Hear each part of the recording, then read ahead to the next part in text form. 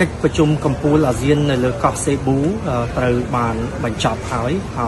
ថ្នាក់ដឹកនាំរបស់កម្ពុជាមានឱកាសច្រើនមែនទែននៅក្នុងកិច្ចប្រជុំចង្អៀតរវាងមេដឹកនាំអាស៊ានទាំង11ប្រទេសនេះនៅក្នុងនោះយើងដឹងហើយថាមានរឿងរ៉ាវច្រើនណាស់ដែលកំពុងកើតឡើងនៅក្នុងតំបន់ហើយនិងពិភពលោកតែអ្វីដែលបានផ្ដោតបច្ចេកវិទ្យាសាស្ត្រច្រើនមែនទែននៅក្នុងកិច្ចប្រជុំចង្អៀតដែលជាកិច្ចប្រជុំដ៏សំខាន់មែនទែននៅក្នុងការផ្លាស់ប្ដូរយោបល់និងទស្សនៈរបស់មេដឹកនាំទាំង11រូបនេះឃើញផ្ដោតសំខាន់ធំខ្លាំងជាងគេទី1បញ្ហានៅមៀនម៉ារឿងភូមិនេះដែលត្រូវគិតគូរថាតើថ្នាក់ដឹកនាំនឹងគួរតែទទួលស្គាល់រដ្ឋាភិបាលថ្មីរបស់មៀនម៉ាត្រឹមកម្រិតណាហើយគួរអនុញ្ញាតឲ្យថ្នាក់ដឹកនាំរបស់មៀនម៉ាចូលរួមប្រជុំវិញទេឬមួយក៏យ៉ាងណាដូច្នេះថ្នាក់ដឹកនាំកំពូលអាស៊ានទាំង11ប្រទេសនេះបានស្នើឲ្យរដ្ឋមន្ត្រីការបរទេសដើម្បីប្រជុំ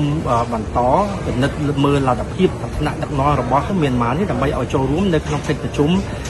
នៅខែបន្តបន្ទាប់ខាងមុខនេះដែលលទ្ធភាពអាចប្រហែលជាថ្នាក់រដ្ឋមន្ត្រីការបរទេសតែយ៉ាងណាក៏ដោយនឹងមានការជជែកលម្អិតថែមទៀតទី2គឺជាប្រធានបទតាក់ទងទៅនឹងចំនួនកម្ពុជាថៃនេះជាប្រធានបទក្តៅហើយសម្រាប់កម្ពុជាយើង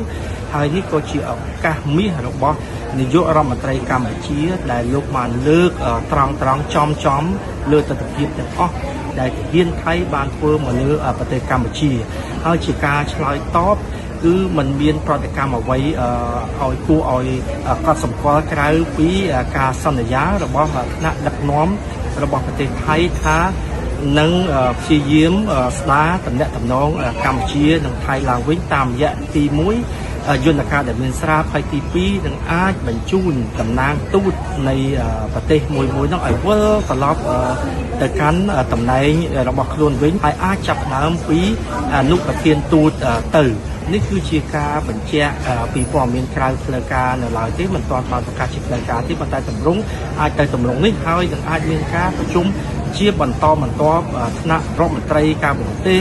អាចថ្នាក់រដ្ឋមន្ត្រីផ្នែកយោធាផ្នែកផ្សេងទៀតដែលជាតម្រង់មួយដែលថាតំណែងតំណងអាចប្រហែលជាមានភាពប្រសើរឡើងវិញតែចំពោះគណៈកម្មការព្រំដែននៅមិនទាន់មានព័ត៌មានច្បាស់លាស់នៅឡើយទេថាពេលណា